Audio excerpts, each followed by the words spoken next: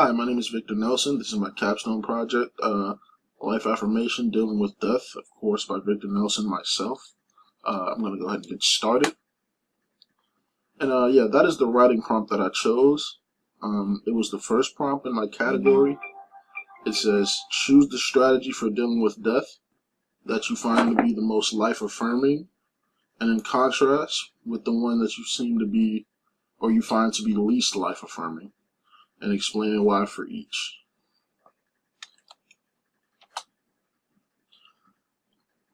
My thesis statement is, and this is kind of the answer to the prompt as well, by thinking on death, not dwelling on it, but just thinking on it.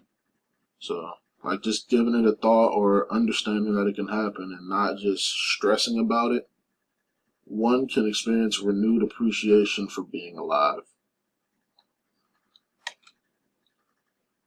What is life affirmation? Life affirmation, a lot of people don't exactly know what it is, so I'm going to break that down in this in this PowerPoint. It indicates that life has value, and it kind of brings out a positivity and optimisticness in us. It just kind of explains the value of life and the value of death as well. So that's what it does. It's kind of something that's in our head as well. Having or showing a positive outlook that encourages optimism about life. Yeah, so any outlook that you have that encourages you to live or even encourages you about death, and a context that is hopefully and ultimately life-affirming. And it shows that life can be full of joy and happiness, but unfortunately it can also contain trouble, pain, and misery. Despite all the challenges life puts in front of us, we should appreciate life for what it is. That's an important quote there.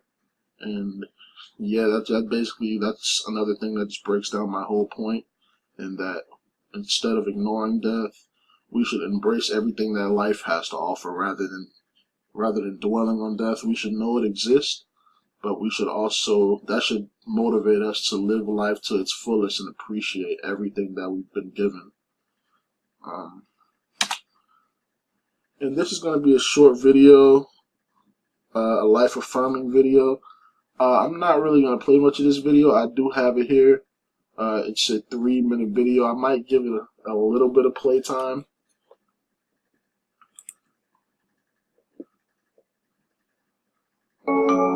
As we prepare to transition our consciousness into a meditative state, know that we are spiritual beings enjoying a physical experience, life. As we sit with our backs straight yet relaxed, hands where we choose, know that we were created in the likeness and the image of our Creator, love. As we begin to inhale and exhale slowly through our nose, know that true happiness arises from living in the present, peace. As we observe the coolness of the inhalation and the slight warmth of the exhalation, know that our existence on the physical plane will someday end. Truth. Not a single person in the world was alive 130 years ago. You may die today. I may die today.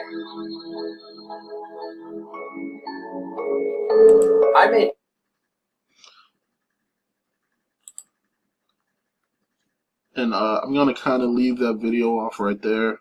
Like I said, I have the link here if you want to check out the rest of it. I believe it to be very interesting and kind of a peaceful meditating video that kind of helps with my point of life affirmation. It's a very good video. I watched the whole thing earlier, and I would recommend it, so that's kind of why I put it in there.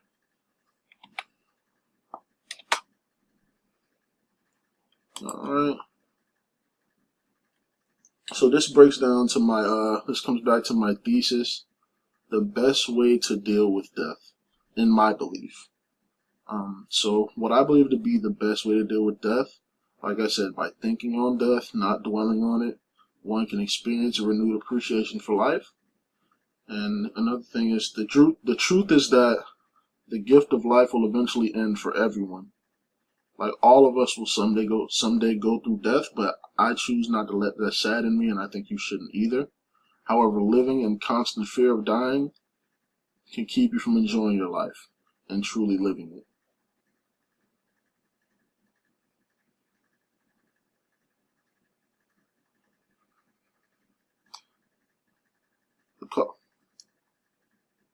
I mean, you can learn how to train your mind to deal with death.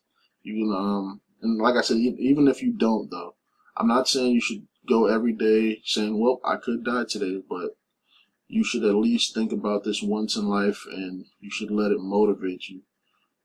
Because you have the power to break free from your fears and live the life that you deserve. And that's kind of something that's inspirational to me. And what we have here is a quote from the great Gandhi. Um, why worry one's head over a thing that is inevitable? Why die before one's death? Like, and basically what I got out of that quote from Gandhi. Even though there's many different ways you can take what he said, what I got out of that quote is basically don't die before your death. And basically, when you sit there, when you ignore death and act like it doesn't exist, you're dying before your death to me. And when you actually dwell on it rather than just acknowledge it and keep moving with your life, you're possibly dying before your death. But that's what I got out of that quote, and I thought that was a very interesting quote by a very influential person in history. So I went ahead and just put that in there.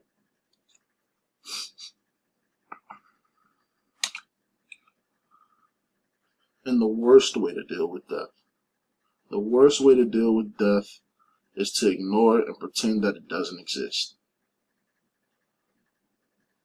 Since this doesn't really erase the problem of death, or the perceived problem, like I said, it's all about how you choose to look at it. If you choose to look at it as a problem, or if you just choose to look at it as a part of life. But it doesn't erase the problem either way. It's not going anywhere. And it's not something you could hide from. We all must deal with it at some point in life. So I think that's really the worst way to deal with it. You could and have a picture on the right of a guy kind of looking clueless, like, yeah, I don't know, But like I said, something that'll happen, and the goal of this is to make someone not excited for death, but just understand that, hey, it's gonna happen, and I'm gonna enjoy my life while I'm here on this earth. And here are the disciplines of humanity. A lot of these I had found through actually doing this project, so I would like to thank you for it, because I hadn't heard of some of these things before I actually decided to doing a life affirmation, and it actually motivated me to change the ear I listen to some music and see if I hear it as life affirming or not, and watch some films and things like that. The first one is a piece of literature called Brown Girl Dreaming by Jacqueline Woodson. Again, something I would check out. Very good book. Like I said, I didn't know about it until the project, but it's a very good book. Piece of art. It's Lady Art Talk Inspirational by Stenka. I put a link to it if you want to check that out as well. Music, Man on Fire by Edward Sharpe and the Magnetic Zeros. Again, a song that I wouldn't have listened to before this project, but it had caught my attention when I was looking for songs that were life affirming, and again, one that I would recommend. Theater, Rocky. There was a play version of Rocky as well, and I feel that's life affirming because it shows that when you put a lot of work into something and you thrive at something in your life, you can really. It's just really life affirming all the hurt, and it's also life affirming all the hurdles he was able to overcome. Then, and I know this is a funny one. Lion King. I really thought that was life affirming because just the whole way the entire musical, and I'm talking about the musical play Lion King, the way that kind of played out was just hilarious to me. And I say hilarious in a good way, like not in a oh, it's funny that, you know, some of the tragic things that happened, but it's just considering that it were animals and or supposed to be animals, and we as humans learned so much from the way that these animals in the movie had lived and how we could relate, and how a lion could be raised by, you know, by two animals that it's supposed to be the predator of, or it's supposed to see as prey, and they can still come up and lead, and going through the hardship of losing a parent and or something like that helps you understand death and the way that Simba could move on to become the king of the jungle. The film, a movie called Boyhood, a very good movie. Again, another one that I would recommend as well. And that is the end of my Capstone project. Thank you for this project. It taught me a lot, and I really appreciate that. Thank you.